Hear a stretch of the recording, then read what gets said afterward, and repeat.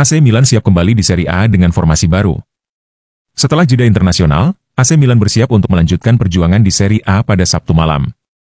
Harapan besar mengiringi tim asuhan Paulo Fonseca, yang bertekad meraih kemenangan pertamanya di laga penting ini. Dengan beberapa pemain kunci yang pulih dari cedera dan sejumlah perubahan dalam susunan pemain, Fonseca tampaknya telah memutuskan formasi dan pemain yang akan diturunkannya. Dilansir dari calciomercato.com, Alvaro Morata kemungkinan besar tidak akan bermain sebagai starter. Pemain Spanyol itu masih dalam tahap pemulihan dari cedera, sehingga Tammy Abraham akan lebih diunggulkan untuk mengisi posisi penyerang. Meskipun pilihan lain seperti Luka Jovic dan Noah Okafor tersedia, pemain Inggris itu menjadi prioritas utama di lini depan. Setelah insiden di laga melawan Lazio, Theo Hernandez dan Rafael Leao kembali menjadi pemain inti yang akan diandalkan Fonseca. Keduanya tidak mendapatkan waktu bermain penuh selama jeda internasional, yang berarti mereka akan tampil lebih segar dan siap untuk memberikan yang terbaik bagi AC Milan. Peran sayap kiri yang dikendalikan oleh Hernandez dan Leao diharapkan kembali dominan dalam pertandingan ini. Dua posisi penting yang masih diperebutkan adalah bek kanan dan sayap kanan. Emerson Royal diunggulkan untuk mengisi posisi bek kanan, menggeser Davide Calabria yang sebelumnya menjadi pilihan utama. Sementara itu, persaingan di sayap kanan berada di antara Christian Pulisic dan Samuel Chukwueze.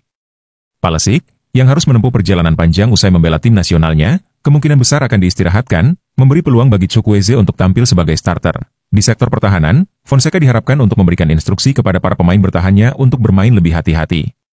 Fikayo Tomori dan Strahinja Pavlovic akan menjadi pilihan utama di lini belakang.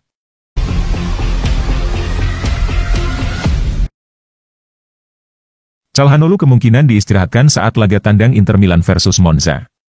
Gelandang Inter Milan, Hakan Calhanoglu kemungkinan besar akan diistirahatkan dalam pertandingan pekan ke-4 Serie A 2024-25 melawan AC Monza. Hal ini menurut Corriere dello Sport via Internews, bahwa Christian Aslani kemungkinan akan menggantikan Calhanoglu sebagai starter di lini tengah Inter saat bertandang ke Stadion Brianteo, Senin, 16 September 2024, dini hari waktu Indonesia Barat. Hanya tinggal beberapa hari lagi Inter akan kembali beraksi di Serie A setelah jeda internasional, pelatih Nerazzurri, Simone Inzaghi sedang mempertimbangkan starting 11 timnya jelang laga melawan Monza. Sang pelatih sedang memikirkan beberapa hal.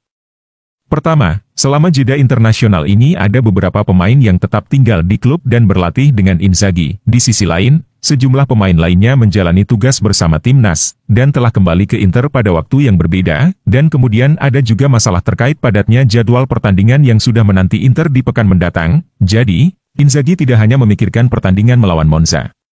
Tidak diragukan lagi bahwa pelatih Inter juga mengantisipasi dua pertandingan penting setelahnya. Setelah melawan Monza, Inter akan menghadapi raksasa Inggris, Manchester City di laga pembuka Liga Champions pada hari Kamis, 19 September 2024. Kemudian, pada akhir pekan berikutnya, armada Simone Inzaghi akan berhadapan dengan rival sekota mereka, AC Milan dalam duel derby Milan. Oleh karena itu, Inzaghi akan mengistirahatkan beberapa pemain kuncinya melawan Monza agar bisa tampil lebih bugar pada laga melawan Manchester City.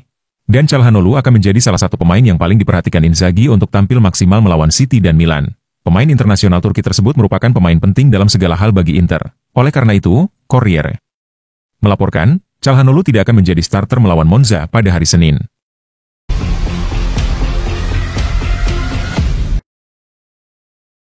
Siap debut starter, tahun Koopmeiners gunakan Juventus untuk dekati level Kevin De Bruyne. Gelandang asal Belanda, tahun Koopmeiners, disebut harus menggunakan transfer ke Juventus untuk semakin mendekatkan dirinya ke level Kevin De Bruyne. Di saat-saat terakhir bursa transfer musim panas di Liga Italia, tepatnya pada 28 Agustus lalu, Juventus akhirnya meresmikan perekrutan Koopmeiners.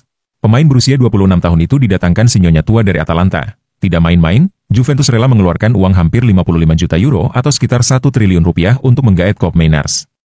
Ex-pemain AS Alkmaar ini menjadi pembelian termahal Juventus pada musim 2024 hingga 2025. Banderolnya mengalahkan Douglas Luiz, yang digaet Juventus dari Aston Villa dengan harga 50 juta euro. Dengan harganya yang tinggi, Juventus jelas berharap banyak pada tahun Koopmeiners. Tidak sedikit pengamat dan media Italia yang menyebut bahwa transfer Koopmeiners mengubah Juventus dari salah satu klub yang akan bersaing merebut Scudetto musim ini menjadi calon kuat juara Liga.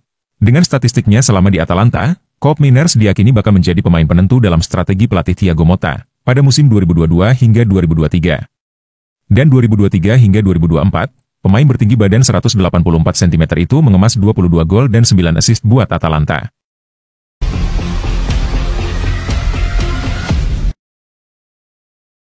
Rencana transfer Arsenal dan Inter Milan, tukar guling Gabriel Jesus dengan Marcus Thuram. Raksasa Premier League, Arsenal dikabarkan memiliki peluang untuk melakukan pertukaran pemain dengan jawara Serie A, Inter Milan. Pertukaran pemain ini melibatkan Gabriel Jesus dan Marcus Thuram, pemain berposisi striker sejatinya menjadi salah satu incaran utama Arsenal pada jendela transfer awal musim 2024-2025 kemarin. Maklum, Jesus dianggap belum mumpuni dan terlalu sering absen karena cedera. Sederet striker pun ada di buku daftar incaran Arsenal, mulai dari Benjamin Sesko, Victor Gyökeres, hingga Victor Osimhen. Namun, tak satu pun yang mampu diboyong Arsenal ke London, karena itu. The Sun mengklaim bahwa manajer Arsenal, Mikel Arteta masih memiliki hasrat untuk menggaet penyerang baru ketika jendela transfer tengah musim 2024-2025 dibuka pada Januari 2025 mendatang. Satu nama yang muncul dalam incaran Arsenal kali ini adalah Marcus Thuram. Menurut Interlife, ada potensi Arsenal siap merelakan Jesus ke Inter demi mendapatkan Thuram, namun, Inter kabarnya tak akan begitu saja menerima proposal pertukaran pemain ini. Mereka diklaim juga menginginkan biaya transfer untuk skema kepindahan Jesus dan Thuram ini, meski demikian, sejauh ini rumor transfer tersebut masih sangat mentah. Belum ada pergerakan konkret baik dari Arsenal maupun Inter untuk mewujudkan pertukaran pemain ini. Ketika direkrut dari Manchester City pada 2022 lalu, Gabriel Jesus digadang-gadang menjadi mesin gol andalan Arsenal. Sayang, kontribusinya sejauh ini terbilang kurang maksimal. Cedera berulang membuat Jesus hingga kini, baru, bermain sebanyak 70 kali bersama Arsenal di semua kompetisi dengan sumbangan 19 gol. Di sisi lain, Marcus Thuram sudah mencetak 19 gol hanya dari 46 laga bersama Inter sejak musim lalu. Bahkan, di musim ini Thuram sudah menciptakan 4 gol hanya dari 3 pertandingan.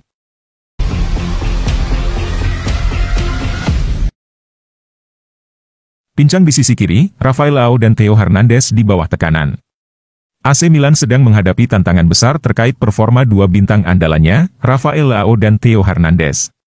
Dua pemain yang biasanya menjadi andalan di sisi kiri lapangan ini, belakangan mengalami penurunan performa yang signifikan, menimbulkan kekhawatiran di kalangan penggemar dan manajemen klub. Rafael Leao dan Theo Hernandez telah membangun kerjasama yang solid selama lebih dari 5 tahun di AC Milan. Kombinasi keduanya seringkali menjadi kunci bagi kesuksesan tim di berbagai kompetisi. La Gazzetta dello Sport menggambarkan mereka sebagai kekuatan terbesar Milan, duo yang mampu mengubah jalannya pertandingan dan memberikan kontribusi besar bagi tim. Namun, belakangan ini, performa keduanya tampak menurun drastis. Ibarat kereta api yang terpaksa melaju di jalur yang lebih lambat, potensi besar keduanya kini tampak tersumbat. Penurunan ini bukan masalah sepele, karena peran Leao dan Hernandez sangat vital bagi skuad rossoneri. Masalah utama yang dihadapi oleh Leao dan Hernandez adalah ketidakkonsistenan dalam performa. Theo, yang kini berusia 26 tahun, dan Leao, 25 tahun, seringkali menunjukkan performa yang luar biasa dalam satu pertandingan, namun gagal mempertahankan performa tersebut di pertandingan berikutnya. Ini menjadi perhatian besar, mengingat keduanya merupakan pemain kunci yang diandalkan dalam setiap pertandingan. Salah satu faktor yang diduga mempengaruhi penurunan performa Theo Hernandez adalah hengkangnya Paolo Maldini dari manajemen klub. Kehilangan sosok yang menjadi panutan tampaknya berdampak negatif pada mentalitas dan performa bek sayap asal Prancis tersebut. Penampilan buruknya dalam beberapa pertandingan terakhir, termasuk saat membela timnas Prancis, semakin menegaskan masalah ini. Rafael Leao, di sisi lain, tampaknya juga mengalami masalah mentalitas. Meski telah diberikan banyak keistimewaan oleh Milan mulai dari gaji tertinggi di klub, status bintang, hingga kaos bernomor 10, performanya tetap tidak stabil. Insiden pertengkaran Leao dengan seorang penggemar di Parma menjadi indikasi jelas bahwa ia mungkin sedang berada di bawah tekanan besar. Leao, yang sebelumnya selalu diharapkan menjadi pemain kunci, kini menunjukkan tanda-tanda ketidakstabilan mental. Meskipun memiliki bakat luar biasa, ketidakkonsistenan performa dan masalah mentalitas membuat kontribusinya bagi tim menjadi tidak optimal. Bulan September akan menjadi momen krusial bagi AC Milan dan duo Leao Hernandez.